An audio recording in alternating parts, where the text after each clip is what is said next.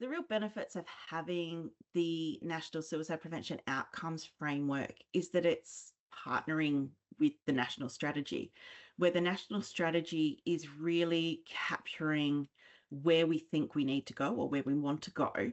The outcomes framework is then that tool that helps us monitor if we're getting there. The strategy can't really exist without the outcomes framework.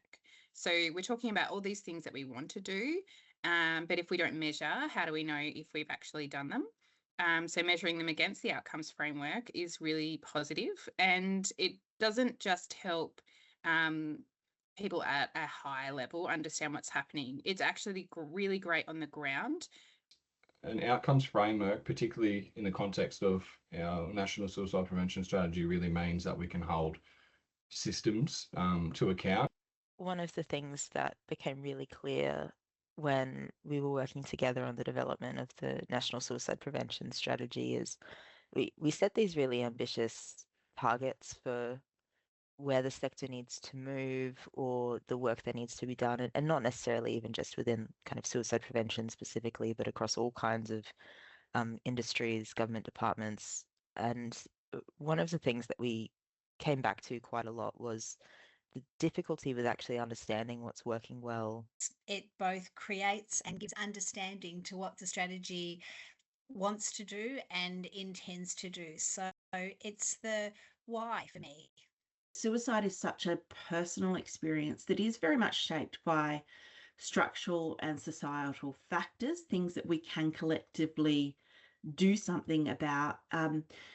In having suicide only talked about as these, in the end, what's happened in terms of rates and things like that, it doesn't give any voice to that personal experience. So behind each statistic, there's a person, there's a family, and there's a community.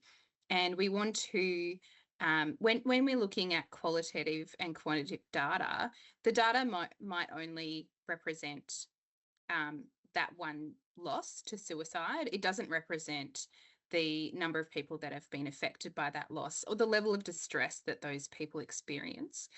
So often our ways of measuring things in suicide prevention has been very deficits based. So it's really about what goes wrong.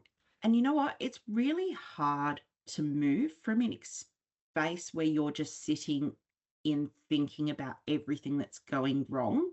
I mean, that's true about living with suicidal distress yourself. You actually need to find something that moves you towards, I guess, that hope. We know that, the quant data and the qual data, the numbers and the stories have sort of been less related, or they've been almost sort of distinct. What we understand is that a person's experience cannot be articulated purely through numbers and purely through data.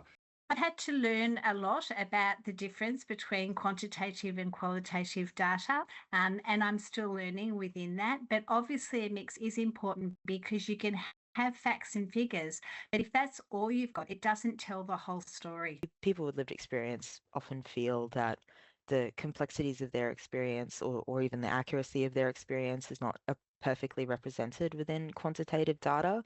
I suppose within the LEPG, we're mindful, really conscious of the fact that even within the diversity of our group, we don't have perhaps all the voices that are disproportionately impacted by suicide, and particularly of the ones who care and love, people that are experiencing that. So in going out to our key partners, and I use the word partners carefully, but definitely mindfully, that such as Gaia Dewey. There's been a lot of consultation.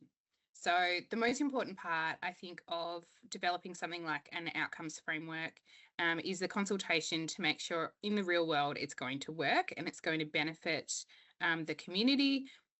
I mean, one of the obvious benefits of the outcomes framework is developing that national consistency. So when we're setting those shared outcomes, we have those shared indicators of success. Gradually over time, ideally, suicide prevention services, start collecting more consistent data, and we have a better understanding nationally about where we're actually at right now. So I would love to see these outcomes not just being used, to monitor the national strategy, and not just by the National Suicide Prevention Office.